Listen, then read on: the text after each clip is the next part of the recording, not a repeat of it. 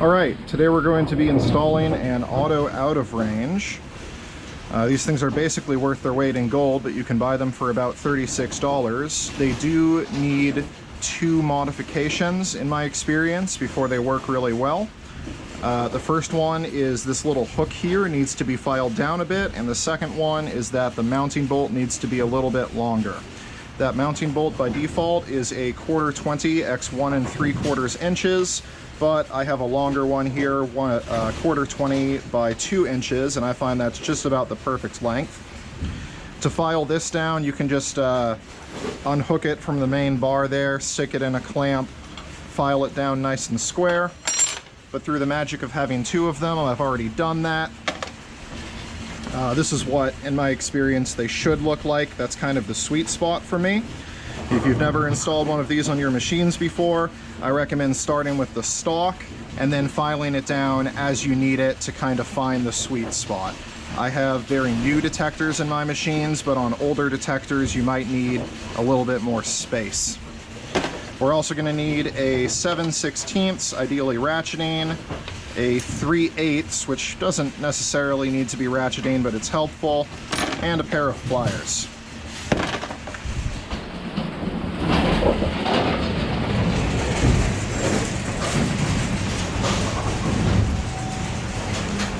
Also, the kit comes with maybe 5 or 6 washers. Never been enough for me. I always grab another 5 or 6.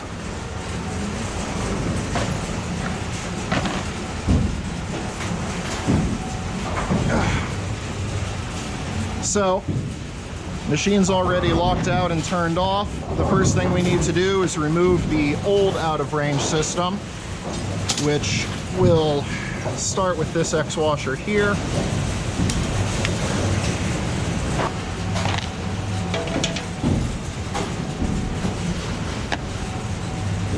Toss that out the back for now. It'll just kind of hang out there until the end.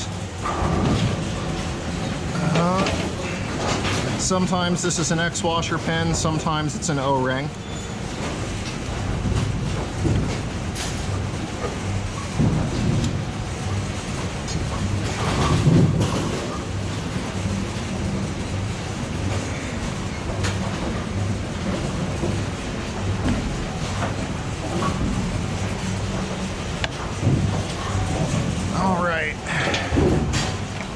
Up at the front here, this is a 3/8, but I've also seen it be an X washer pin. I've seen screws, I've seen all kinds of things on the hook selector here. Doesn't really matter because we won't be using it anymore. Just need to get this old link off and you can leave whatever else is there in place. So this link, it's done. Just remove it. Next up, we'll move to this link here. Start by taking off the spring. X washer here.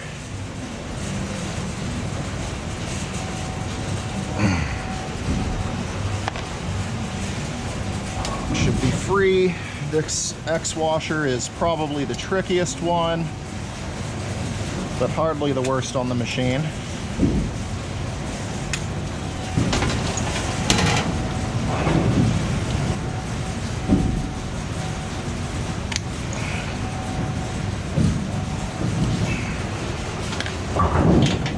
Alright, that pin and link comes out. We don't need either of these anymore. Now you can hold on to them for spares. I have a stack of them on the wall. Next up, we're going to remove the forwardmost mounting bolt on the detector.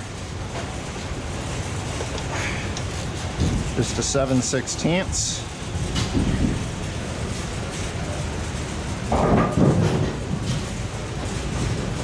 You really don't need that lock washer on there. You kind of prefer to have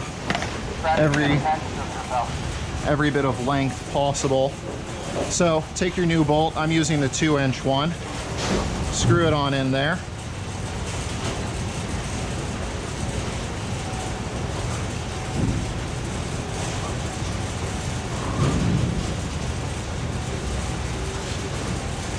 Downside of the 2-inch bolt, it does make it a little trickier to get the auto out of range kit in place on it, so I'll usually leave just a little bit on the end for now. But we're gonna need to stack up, in my case, 8 to 10 washers on there. If you have a good sized spacer, that would work just fine.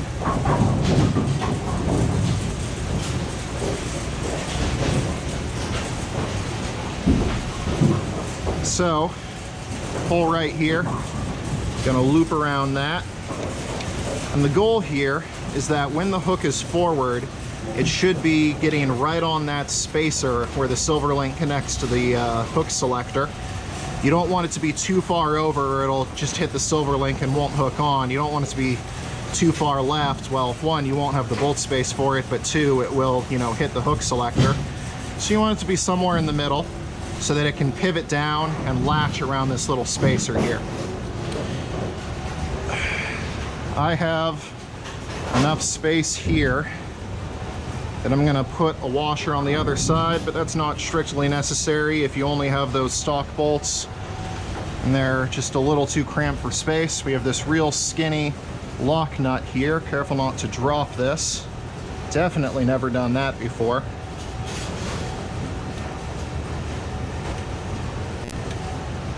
All right, it's pretty easy to snap these bolts in half if you crank them too hard, and they really don't need to be cranked too hard. So we're just gonna tighten this in until it's snug.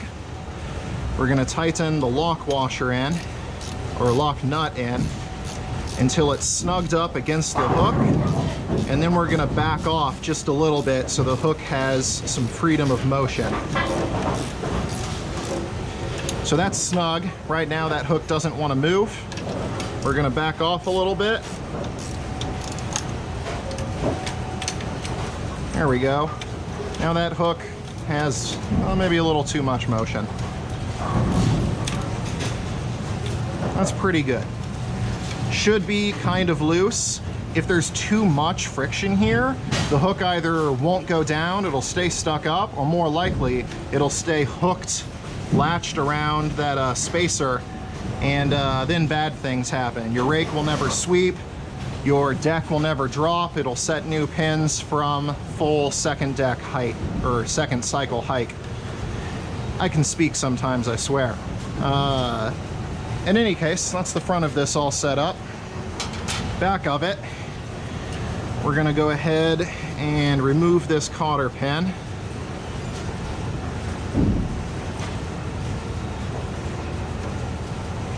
Set that aside.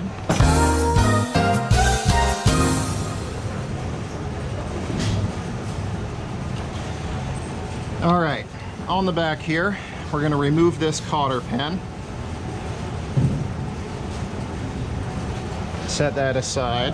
Remove the spring, set that aside. This last washer is gonna come off. Now, on very, very old detectors, apparently it takes a different pin, but the kit comes with that. If you're running a 23,000 serial number and earlier, which, you know, I'm impressed if you are, those are some old machines. This washer is gonna go around the outside there. This bit's tricky. This spring, that hook needs to be on the left, or, you know, further this way. Otherwise you're never gonna get it on there, but you gotta loop the spring on there. And without dropping anything, get the cotter pin through the hole.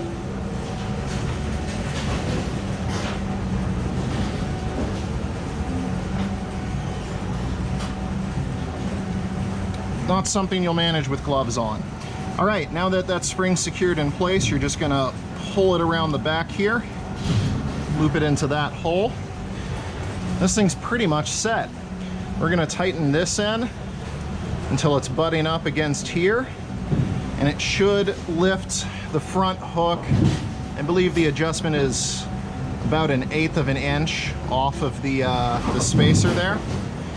We'll tighten that down. That's a 3/8.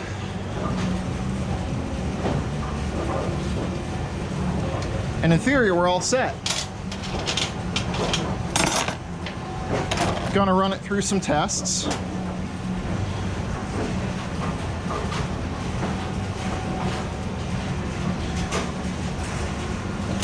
First thing we're going to do is just give it a couple of regular cycles, couple of strike cycles on everything except and out of range.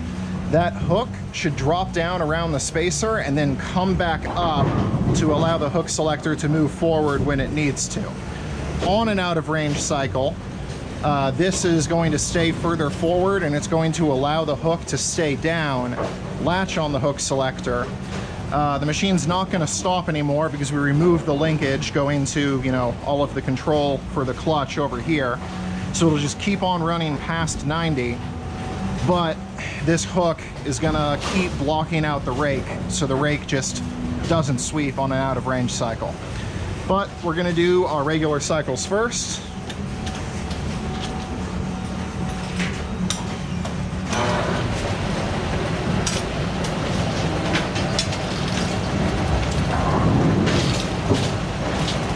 So that's looking good.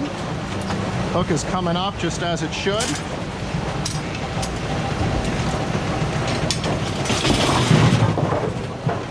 Let's do a strike cycle. Nope, that's a 270 stop for unrelated reasons.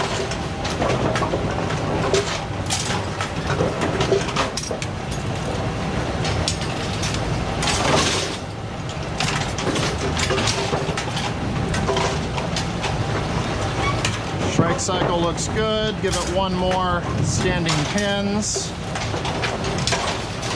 Want to make sure that that hook is not staying latched around when it shouldn't, but it's all looking pretty good so far. All right, we'll put her back in first ball. Lock everything back out.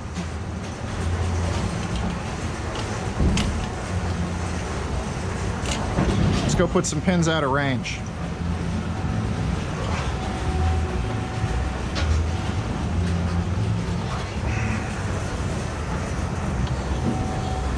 I'll usually put 2 pins out of range, just in case one, you know, kind of tilts to the side and falls over.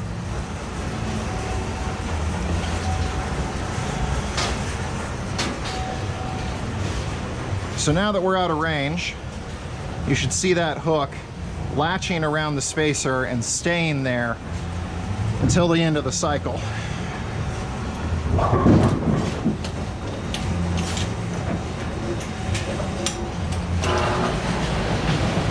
All right, here we go.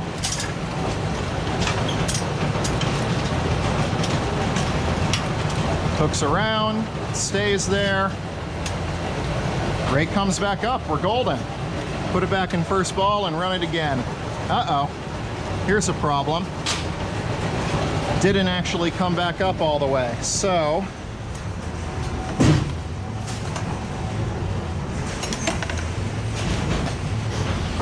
let's try loosening this up a little bit more. Give that some more freedom. That's got a bit of play to it. That's probably fine.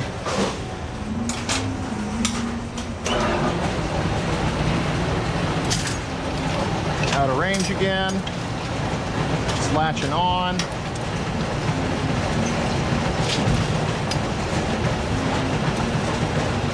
It's not coming back. All right, so looks like this wasn't filed down quite enough. I've gone back to the bench and filed it a bit more. You can take it off without having to undo the back. Screws on here.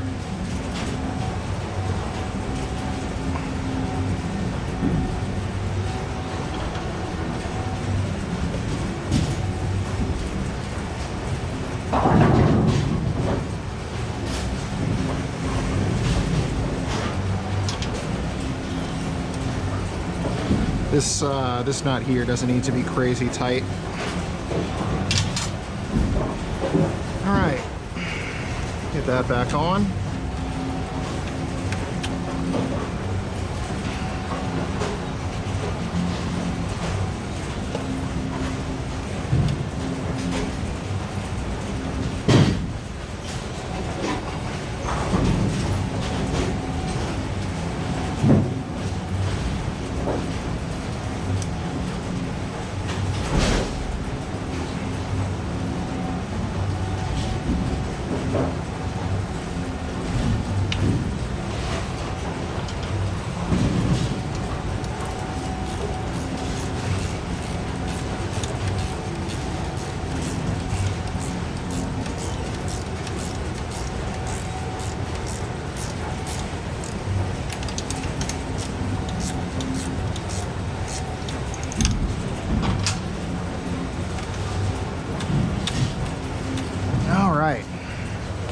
give it a shot. We still have some pins in out of range down there.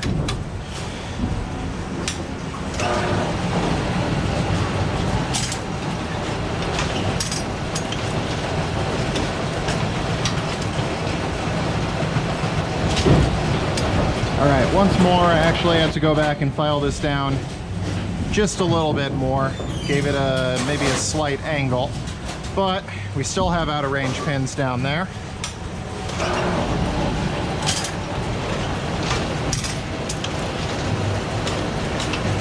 And you'll see as the rake comes up, so should the hook. Hey, there we go. About time. So, give that a couple more goes.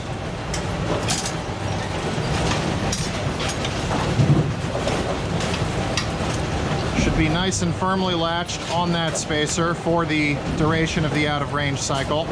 If it slips off, depending on when it slips off, and it's usually early, the rake will try to sweep during the out of range cycle and likely just sweep away all of your pins. Or if you're very unlucky, you might get to the point where the rake sweeps out of time and tries to sweep into the deck.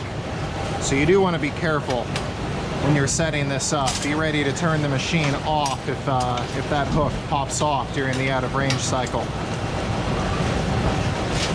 But it's looking pretty good. Once you've, filed it down to the right point, you've got that dialed in, it's pretty consistent. Give it one more out of range cycle here, and then we'll send it back through some standing pins and strike cycles just to ensure that's still working all right, though it should be working just fine. The hard part is keeping the latch. So yeah, that's looking good. Send it through a second ball cycle. Lifts up just fine. Let's give it a strike. Again, ignore that 270 stop. I need to put some work into the gearbox clutch on this lane.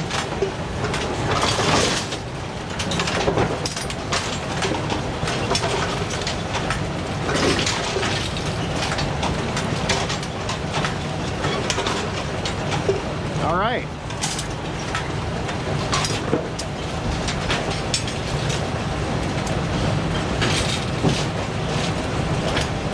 So yeah, this seems to be behaving itself pretty well.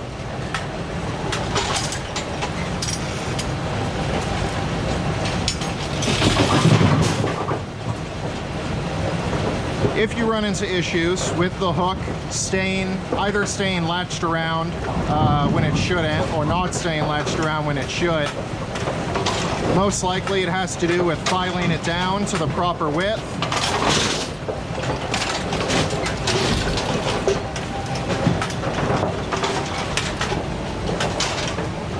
Or it has to do with how tight this nut is on there. And this is a little loose right now. I might actually tighten that up just a little bit,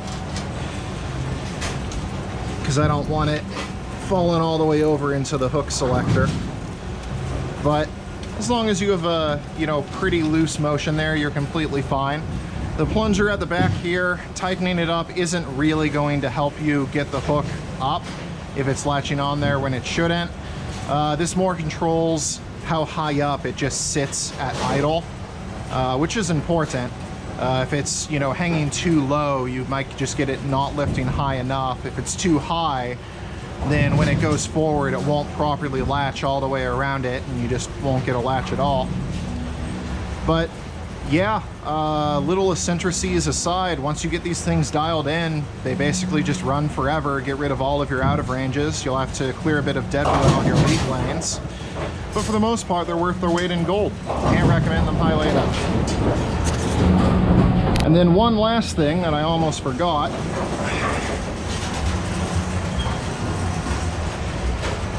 After you're done, you've got to remove this. Now, I'm tall enough to just reach up here, but you might need a ladder. You're going to want to turn this horizontal with the hook going this way. Just bend it around a couple of times, and you can just work it right on out of there. Don't need that anymore. Unbend it, keep it as a spare, use it as a dipstick, do what you will. All right, hopefully this has been helpful. Best of luck.